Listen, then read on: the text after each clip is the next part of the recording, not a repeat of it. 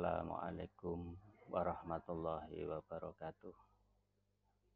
Alhamdulillah pada kali ini kita masih bisa dipertemukan kembali dalam proses pembelajaran PKN untuk kelas 12. Sebelum kita mulai, mari kita buka bersama-sama dengan bacaan basmalah. Bismillahirrahmanirrahim. Mudah-mudahan ilmu yang kita dapatkan hari ini nanti benar-benar ilmu yang barokah.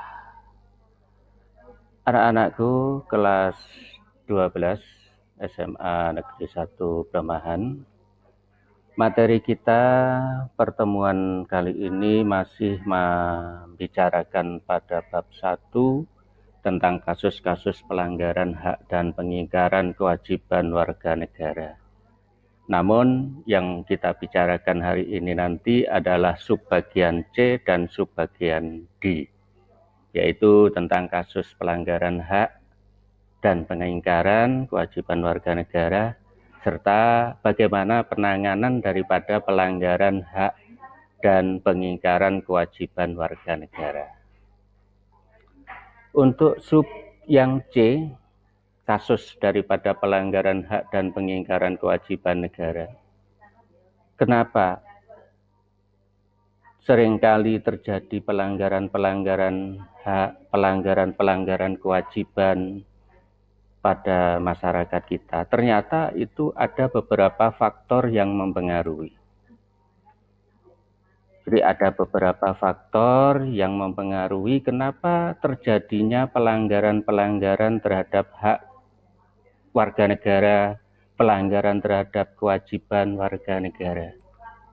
Nah, di antaranya di sini ada faktor yang dari dalam, yang diistilahkan dengan faktor internal, dan ada juga faktor dari luar yang diistilahkan dengan faktor eksternal.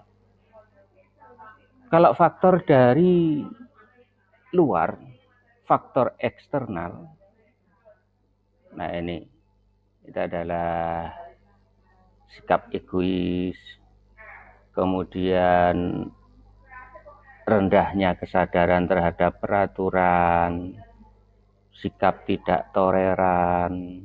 Nah, ini berasal dari luar di situ. Banyak kepentingan-kepentingan yang lebih mementingkan dirinya daripada orang lain. Tuh, sikap egois di situ. Yang penting dirinya untung, yang lain tidak. Maka seringlah terjadi pelanggaran. Egois. Kemudian rendahnya kesadaran terhadap peraturan. Dia itu sudah tahu ada peraturan perundang-undangan yang harus kita patuhi, kita taati. Tetapi tidak ada kepedulian, tidak ada kesadaran di dalam mematuhi peraturan yang ada.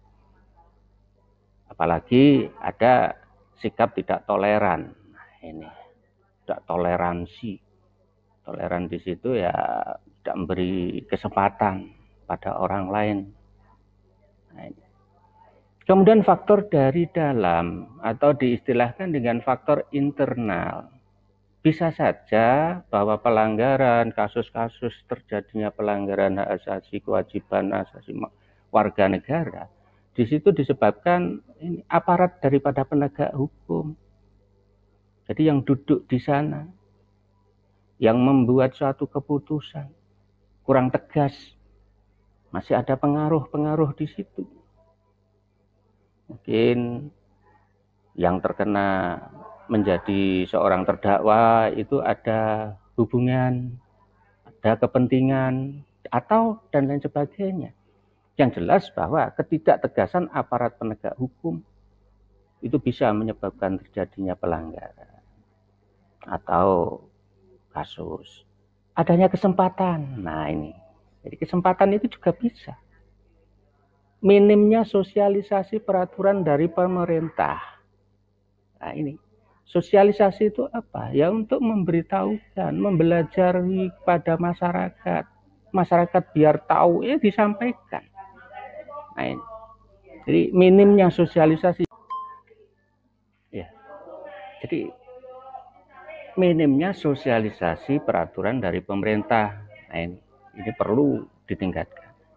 Kemudian penyalahgunaan kekuasaan. Nah, ini jadi punya jabatan, punya kedudukan, nah ini disalahgunakan. Itu bisa mengarah menjadi pelanggaran. Terjadinya krisis moral dan karakter bangsa. Jadi watak kita terjadi perubahan pribadi-pribadian kita. Nah, ini perilaku kita mengalami penurunan. Jadi sudah rusaklah krisis moral.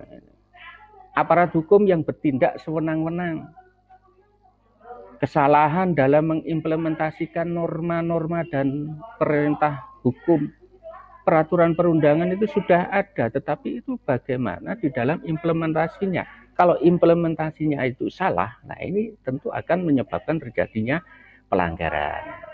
Penyalahgunaan teknologi, nah ini seperti sekarang ini, itu kan seringkali penyalahgunaan teknologi, kecanggihan daripada ilmu pengetahuan dan teknologi.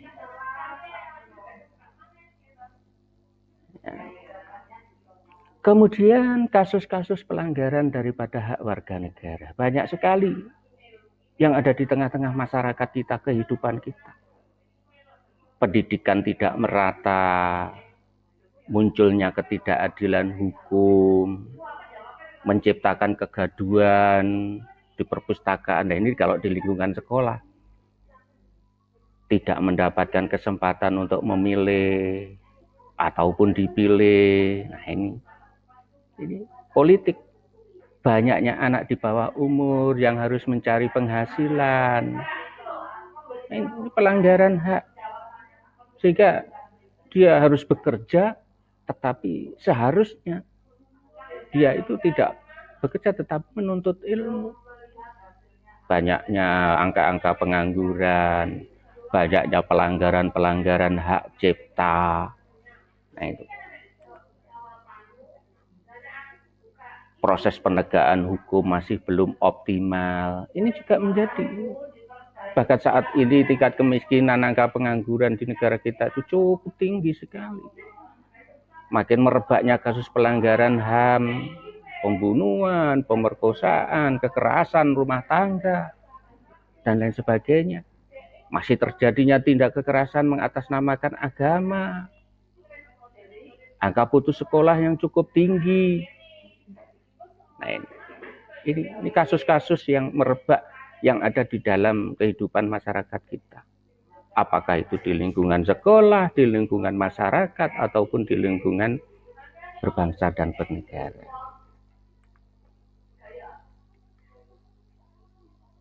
Membuang sampah sembarangan, ya. Ini termasuk pelanggaran, pengingkaran terhadap kewajiban. Kalau yang awal tadi itu adalah kasus pelanggaran hak warga negara. Tapi ini adalah kasus-kasus pengingkaran akan kewajiban warga negara. Membuang sampah sembarangan, melanggar aturan lalu lintas. Banyak itu yang seringkali terjadi, hanya remaja-remaji sekarang itu. Berkendara tidak pakai helm, mengemudi tetapi tidak mempunyai SIM, tidak mematuhi rambu-rambu lalu lintas, jadi berkendara seenaknya. Jadi merusak fasilitas negara. Nah, ini mencoret-coret bangunan milik umum, merusak jaringan telepon, tidak membayar pajak, tidak berpartisipasi dalam usaha pertahanan keamanan. Nah ini.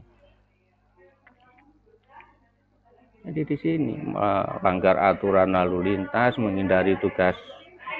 Nah ini menjaga keamanan lingkungan, unjuk rasa. Nah ini juga.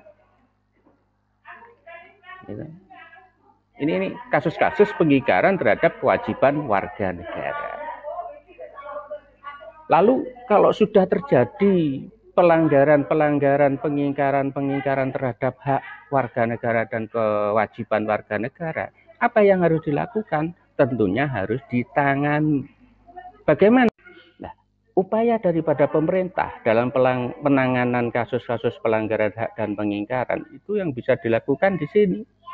menegakkan supremasi hukum, menegakkan demokrasi. Jadi hukum itu diberlakukan kepada siapapun, tidak memandang tempat.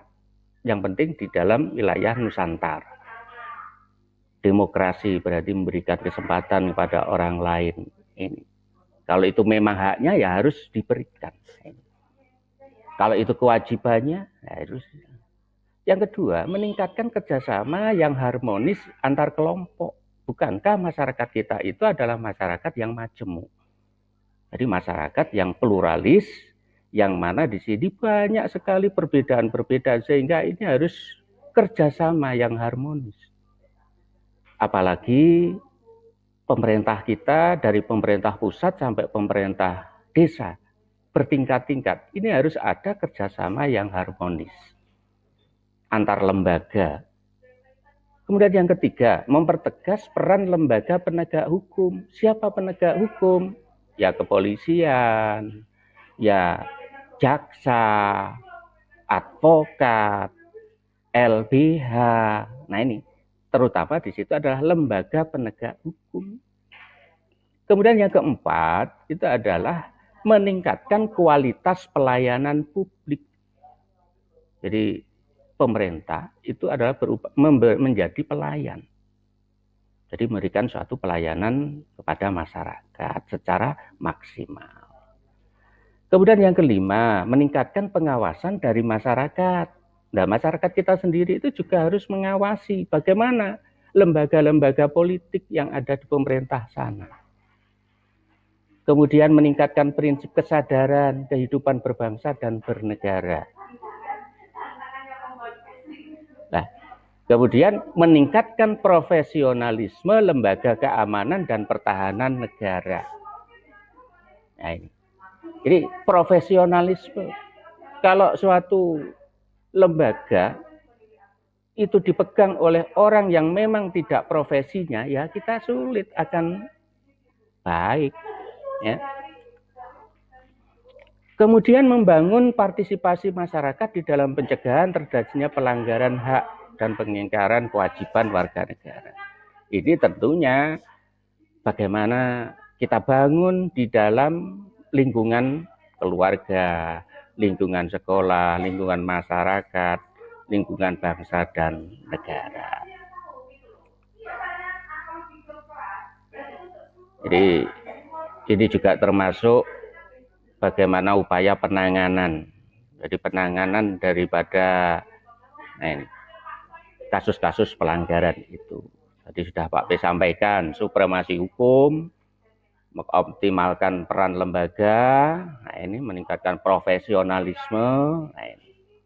Selain melakukan upaya pencegahan, pemerintah juga menangani berbagai kasus yang sudah terjadi. Tindakan penanganan dilakukan oleh lembaga-lembaga negara yang mempunyai fungsi utama untuk menegakkan hukum. Pak P katakan tadi, aparat penegak hukum, kepolisian,